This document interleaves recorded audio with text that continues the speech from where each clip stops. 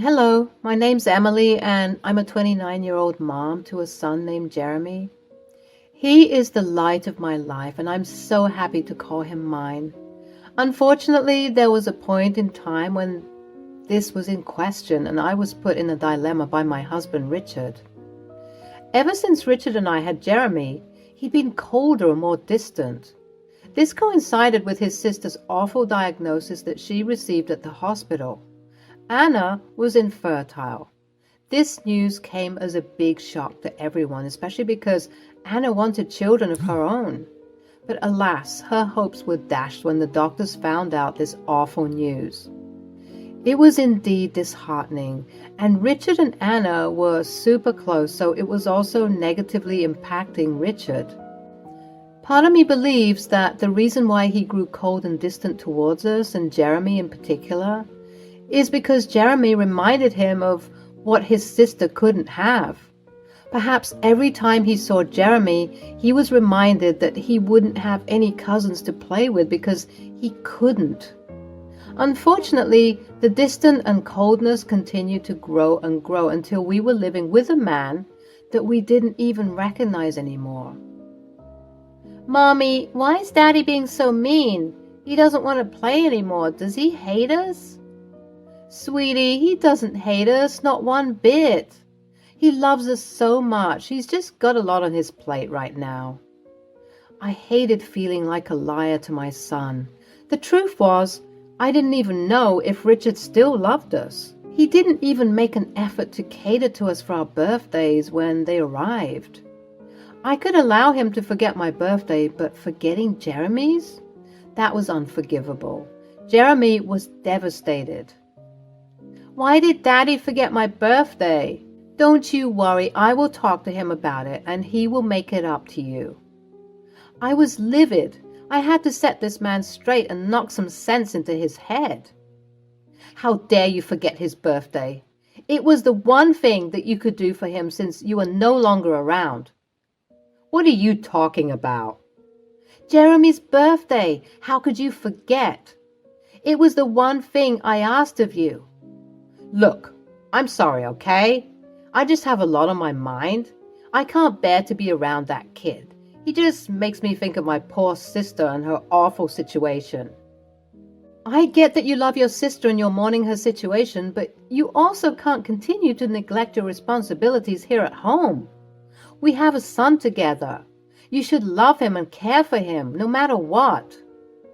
"Look, you don't have siblings, so you don't get it. Anna is my twin sister and I love her to death. We were supposed to have kids so that they can play together and we can strengthen our bond as siblings." "So the only reason why you had kids is because you wanted to be twinned with your twin? That's one of the weirdest things I've ever heard. Why would you do that?" "It's our special sibling pact that we made. You wouldn't understand." "So the reason why you forgot your son's birthday was that you were upset that you couldn't fulfill a sibling pact?" "Okay, look, I know that things haven't been the greatest between us lately, but I'm currently in the works of finding a solution to all of this." "Okay, what's the solution?" "I'll tell you when all of the important parties in this situation are present." The next day came around and it would change my life forever. I was honestly so upset with everything that transpired this day. Richard had decided to come home from work a bit early, and he brought with him a special surprise. "Hello, everyone. Emily, come see who I've brought with me." "Oh, Anna, lovely seeing you. It's been a long time. How have you been holding up?" "I've been well. I'm excited about today's discussion." "Oh, Richard hadn't told me that this discussion would come so soon." "Time is of the essence, Emily. Let's get straight to it." We all gathered in the living room and settled into the couches before Richard announced what I considered the worst possible thing he ever could have said to me. "As we all know, Anna isn't okay. Rachel, I can't tell you how many sleepless nights I've had just thinking about your predicament. It shakes me to the core. Ask Emily. Well, okay. Yeah, I can say that I've noticed Richard has been distancing himself from Jeremy and me. Yes, I have. I won't deny it. I can't deny it any longer. And it's because I figured out the solution to all of our problems. Emily, you know that the reason for my distance is because of Jeremy. I simply can't bear to look at him knowing that my dearest sister is more deserving of being a mother than I ever could be as a father. So I was talking to Anna one night, and we decided that to re-establish peace and harmony within our home, as well as making Anna happy and content in motherhood, I'll give our son to her to have and cherish. What? Isn't he such a wonderful brother? Were you two inhaling toxic fumes or something? How many fingers am I holding up? Be serious, Emily. I am being serious. I mean, what sort of question is that? Anybody who would even dare to think that doing that is okay is definitely not all right in the head. At this mention, Anna looked dejected, and of course, Brother Dearest had to come to the rescue. Listen, Emily, I'm not in the mood for your shenanigans. Me neither. How could you even say such a thing, Richard? What would Jeremy think? He already believes that you don't love him. What is it going to look like when you ship him off to someone who isn't his mom? But I am his mom. Excuse me? I was ready to charge right into her. The thought of her being hospitalized and me in jail flashed before my eyes, but I didn't care about the consequences. She had to be taught a lesson. Seeing the tensions rising, however, she decided to sugarcoat her preposterous ideologies. I just mean that, look, listen, Emily, you're a wonderful girl. Do you remember on your wedding night you were feeling nervous and I told you that everything is going to be all right because you and Richard were made for each other? Well, I feel in some deep and maybe even crazy way that Jeremy is my son. My twin brother and I share many things, including soul ties. What I'm saying is, I have a soul tie to your son because my brother and I are so connected that we are practically the same person. Do you understand? I understand that I'm about to knock your teeth down your throat if you keep spewing nonsense. Emily, calm down. Think about it. Really think about it. Why else do I feel like I don't have a connection with Jeremy? Gee, I don't know. Maybe it's because you actively avoid communicating and connecting with your son? Or it could be that he was never meant to be my son in the first place. He was always meant to be Anna's. I think I'm about to pass out. You wouldn't understand. You don't share a connection like we do. You two are sick. If I hadn't made it clear enough, there is no way in hell that you're going to take Jeremy from me. You'd have to kill me first. If you don't do this, I'm sorry, but we're going to have to get a divorce. What? Are you being serious right now? Are you hearing the words that are coming out of your mouth? And I'm being so serious too. If you don't agree with this new arrangement, I'm divorcing you. And because I have way more money than you do, I'll get custody of Jeremy. We could do this the easy way or the hard way. I got up and spat right in Richard's face. You want to get a divorce? Fine, let's do it. You'll be doing Jeremy and me a favor. Your family is unwell. So as a final piece of spousal advice, I urge you two to seek some serious help and some strong prescription medication to help you with your delusions. I'm glad to finally be rid of you. I wish I saw the real you sooner. See you in court. And with that, I hurried to Jeremy, who was sleeping in his room. Mommy, what's going on? Hey, sleepyhead, I'm so sorry for waking you up, but we need to go. Go? Go where? Well, because you're my special baby, I wanted to spoil you. Do you remember that hotel we went to a couple of months ago? Uh-huh. The one with the pool and the monkey bars? The very one, baby. We're going to go there right now, but you have to be very quick in packing your things, okay? Mommy will help you, but Mommy also needs to pack. What about Daddy? Can Daddy help us? Or is he too busy again? Daddy can't come with us to the hotel today, sweetie. Why not? I want Daddy to come. I know, baby. Maybe sometimes we can come to visit Daddy at home while you and I are having loads of fun at the hotel. Okay. Jeremy was obviously devastated. His little mind couldn't even begin to comprehend the idiocy I witnessed today, even if I tried to tell him the whole truth.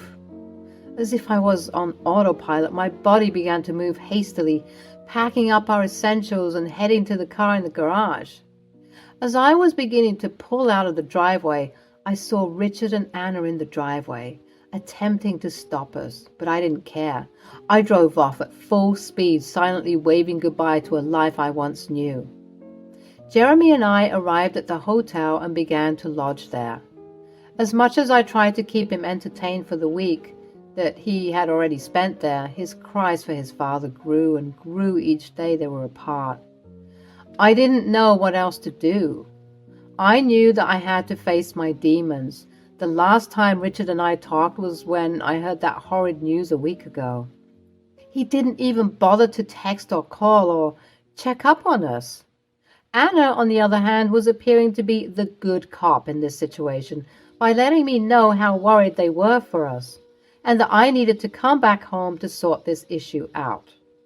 But in my eyes, there was absolutely nothing to sort out.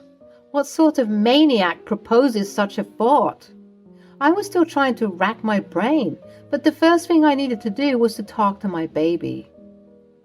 Jeremy, my darling, I know you've been asking about Daddy a lot lately, and well, there's no easy way for me to say this, but Daddy is trying to take you away from me and put you in the hands of Auntie Anna.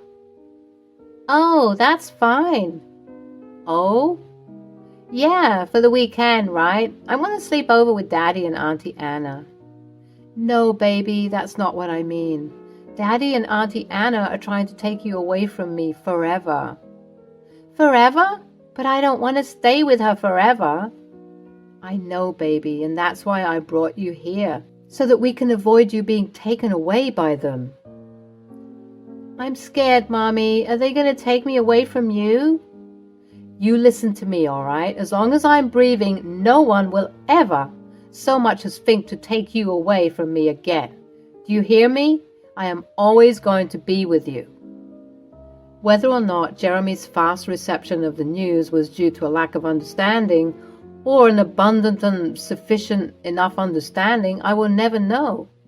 I just knew that I was grateful for his apparent cooperation at the time.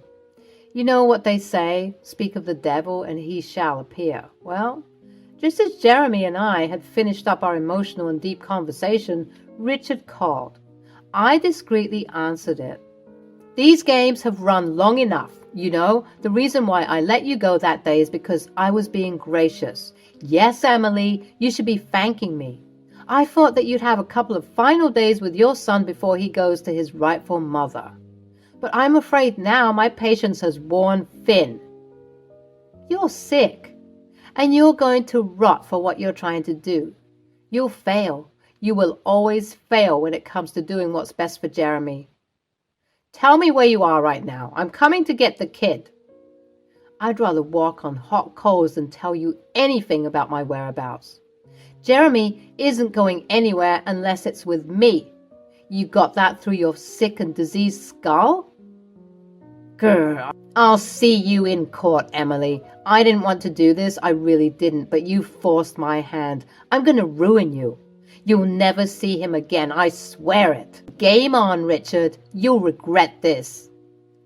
I hung up the phone, panting and bewildered at just how quickly my life seemed to have turned upside down. I just wanted to do what's best for Jeremy. That's what I always wanted to do. But for some reason, Richard and Anna just couldn't see that. I started to think about how I can best handle this situation that ends up with me winning and Richard and Anna losing, big time. I paced and pondered and paced, and then it hit me. I began racking my brain for possible password combinations. I was going to get a little dirt as leverage. Richard was right earlier when he said that he would most likely get custody of Jeremy. When you have friends in high places, it's easy to sway the court of law in whichever direction one sees fit.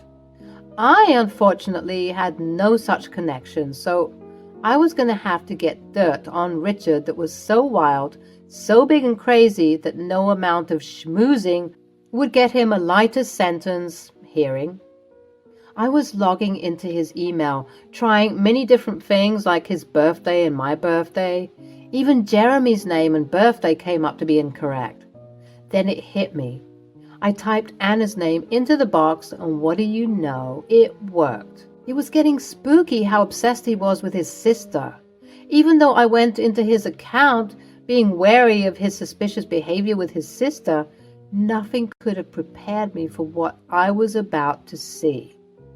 When I typed in Anna in the search bar, I was bombarded with myriads of email chains and threads between them. There were thousands and thousands of conversations, and when I opened a couple to see what I'd find, I was completely petrified. In those email threads were Richard and Anna appearing to be engaging in some shady stuff, to say the least. As I dug deeper and deeper, it appeared to be some sort of occultist practice that they were engaging in. There were a bunch of scary pictures of seemingly random objects, and I noticed that all of their emails ended with, "Praise be to higher brother." Were these two part of some cult? As I continued to search for answers, it genuinely appeared that way. They were talking about some scary things like the Illuminati and the government. They had emails that were detailing some conspiracy theories. And last, but certainly not least, they were talking about making a sacrifice to this higher brother. My gut told me to search Jeremy in the search bar, and part of me wished I hadn't. There were hordes of emails, specifically between Anna and Richard, talking about Jeremy. Not only were they talking about whisking him away from me, but they were also planning on recruiting him and indoctrinating him into this sick practice. To say I was flabbergasted would be a complete understatement. But most of all, I was completely horrified. I was shaking with fear with all of the disturbing things I saw. I knew what I had to do. I had to expose this sick behavior so that Jeremy wouldn't be taken away from me. I gathered all the details I could and contacted my lawyer. I also accidentally leaked the news to Twitter, where people who were eager for the drama spread it far and wide. Before the day was done, the news had already garnered thousands of views. I was receiving messages and calls from both Richard and Anna, but I ignored them. Their angry death threats, I guess they suspected that I did this, only added fuel to the fire of justice that was about to consume them. Fast forward a couple of months, Jeremy and I moved out of the hotel to live with my mom, and the divorce proceedings were finalized. During the divorce, Richard was being tried for plotting to commit child endangerment, alongside his oh-so-lovely sister, of course. He's being tried with irrefutable evidence of what he plotted to do was so huge that no amount of bribing or schmoozing he wanted to do would help him reduce his sentence, let alone have custody over Jeremy. Richard and Anna did indeed do some jail time for their crimes, and I, in turn, was given the house to live in with Jeremy. He was all mine, as he always was. After discovering just how awful his father actually was, that blind love that innocent Jeremy had turned into logical aversion. My baby was learning that not everyone in his life has his best intentions at heart, even the people who are supposed to. Sometimes, especially at the beginning of the sentence, to rub salt in those already sore wounds, I would visit the penitentiary and pay a visit to my dear old ex-husband. "You You did this to me. No, Richard, you did this to yourself. I just wanted to sit and watch you crash and burn. Look, I'll change. I need you to go on the stand and say that you discovered that what you found was fake and that someone is conspiring against me. I can't be in here any longer. Oh, honey, it's been 7 days and you're supposed to be here for at least 5 more years. I'll get you for this. You'll rue the day you met me. If you so much as try to take Jeremy from me again, I'll dig up some more dirt and make sure you never leave this place. Got that? And with that, I would laugh my way out of the prison, all the while being grateful for the way that things turned out for me in the end. Because of the fame that was garnered overnight regarding Richard and Anna, who were now being dubbed as the Sinister siblings of the sect, I was able to go on many interviews and even get various brand deals to share my story. I did this so that I could have a stable income to support my new single mom lifestyle, as well as obviously help those who needed to hear a story like mine. People think that this sort of thing can't happen to them. Trust me. I'm always of the belief that I was a very average lady with nothing crazy going on in her life. But here I am, surprised and shocked that something like this could happen to me. I hope you all learned something. Take care.